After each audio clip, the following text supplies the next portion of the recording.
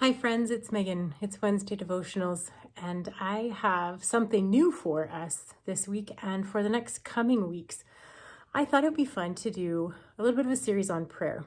I have been feeling the pull to really emphasize prayer, really talk about what it is we're doing when we pray, what the intentions are, and sometimes even why we bother.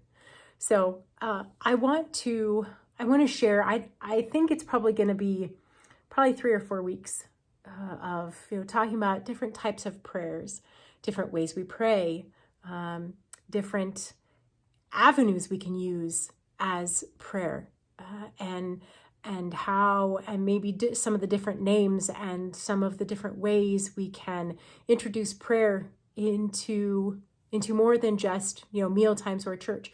So I wanted to talk with you about that. I have a few questions to start off with, and I think that will begin our time. First of all, who taught you how to pray? Do you remember? Do you remember first learning how to pray? Do you remember who showed you? Maybe it was a favorite family member, or maybe it was a friend. Do you remember when you learned how to pray? Maybe you don't remember. Maybe you don't have a specific time or place or person that you think of when you pray, or maybe you don't have that person who taught you how. But prayer is a part of your life. So I want you to think about, who taught you, if somebody did. I want to invite you to think about maybe when you learned or how you learned. I know that many of us have heard the saying that grandmother's prayers saved many people, or something like that. And you know what? I don't know that I could say necessarily grandmothers in my life, but I will say I know full well that my mother, and she may get frustrated at me for saying this. I'm sorry, Mom, it's true, and I'm not going to be ashamed to say it. Mother's prayers have saved multiple situations, and I am convinced lives. I fully believe that. And maybe the next question that you can ask yourself is, do you have a prayer hero? I guess maybe that's a phrase I'd like to use.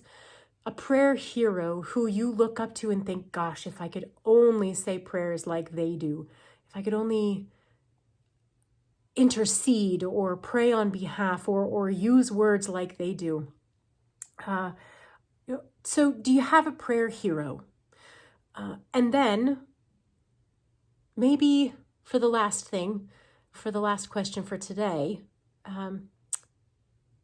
when somebody asks you, hey, I really need some prayers, or as you're scrolling through either email or Facebook or Instagram or Twitter or something like that, or however you do, and somebody says, hey, I need some prayers, please. And it's so easy. I do the same thing.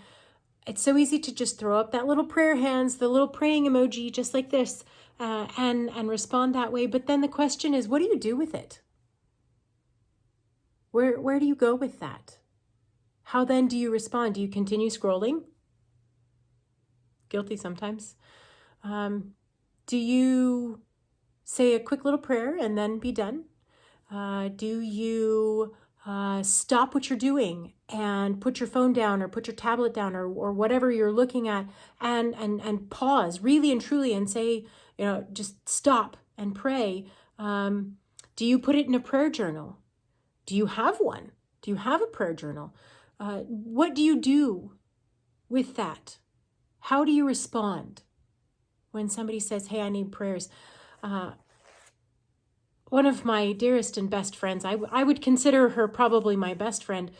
We go back and forth every single day, probably 3 or 4 times a day. And there are days where I say, hey, look, I need some extra prayers. And her, almost every single time she responds, well, I always pray for you every day. And you know what? I know that. And I feel that every single day. And I know that when I say, I need some extra, there's no doubt in my mind she will. And then she'll return and say, I really need some extra prayers today, or this is a situation and I'm just so frustrated. And she may or may not say, I need some extra prayers, but I can tell that when she does, I say a prayer because I stop and think, God, you've given me this person and she's asking. And I do that frequently with a lot of people. Probably not as many as I should, to be honest with you. And there are people that I feel guilty for not praying for, I'll be honest. What do you do when somebody says, I need some extra prayers? Or this situation has come up and I'm really asking for my prayer warriors to respond. What do you do with that? How do you respond to that? When? Where? So those are some things that I want to talk about. And here are some prayers. Here's some subjects that I think we're going to touch on in the next few weeks. And yes, I do have a list because I'm a list person. So please be patient with me. We're going to talk about active or physical prayers. So either, you sit down intentionally or you stop intentionally and you pray. That may be you use a coloring book to pray. You may walk a labyrinth or have a specific walk that you do, and on this walk you do pray. Maybe you open your hands and you ask for whatever is needed in prayer. We're going to talk about prayers of lamentation, prayers of thanksgiving, prayers of intercession, and prayers of praise. We're going to talk about praying on behalf of others. Oftentimes we do that, but I also want to add praying for yourself. We pray so frequently on behalf of others. Do we pray for ourselves? I have a hard time praying for myself sometimes. Actually, more than sometimes. I have a hard time praying for myself because I think, but there are so many others who need that. We're going to talk about praying on behalf of others and praying for yourself. You are just as important as other people's situations and needs. Remember that. We're going to talk about praying through the scriptures, using scriptures to pray, and I'll have some specific examples for you, some that are my favorite and some that are others' favorites. We're also going to talk about passive prayers, and I'll explain a little bit more about that. It doesn't mean that you're not doing anything. Passive prayers means that you don't necessarily stop what you're doing and actively talk to God about that prayer. It means you tuck it away and you hold it close. Doesn't mean that you can't hold other prayers close, but it means that it can mean that you tuck it away in a place where you know that God is and you trust that God sees. Maybe only God sees that place. We're going to talk about praying through music, and we're also going to talk about corporate prayer. So in the next few weeks, we will have lots to talk about, but I wanted to invite you into this time of praying, this time of hopefully giving thanks, of praising, of releasing anxiety, of hopefully entering into a conversation, because really that's what it is. It's a conversation. Sometimes the conversation is one-sided. Many times one-sided because we, or maybe I should say I, talk too much and forget to listen. But then there are other times where we listen and don't say anything because we need to hear God's voice and we need to know that God is listening. So I want to invite you into that time. I'm really looking forward to this. And as we close for tonight, or today, I should say, maybe even just this week, whenever you get a chance to watch this, I would invite you to think about the people who either taught you how to pray. Maybe they're your prayer heroes. Maybe there's a specific person that you go to always, that you trust to pray for you. And you know that when you do, that person is going to beseech God on behalf of you.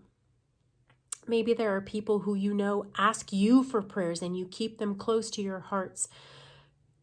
I want you to think about those people. Maybe it's just one. Maybe they're all the same person. Maybe there's many. I want you to think about those people, and I want you to pray for those people this week. I don't know who they are for you. I know who they are for me. Think about those people and pray for those people this week, because I'm willing to bet they probably need something extra. Maybe they're worried, maybe they're anxious, who knows? I would invite you to pray for those people this week. And as we gather again next week, I will have more for prayers, but I would invite you to do that. Remember, dear friends, you are a beloved child of God, worthy of listening and worthy of God's love and mercy. Have a great week.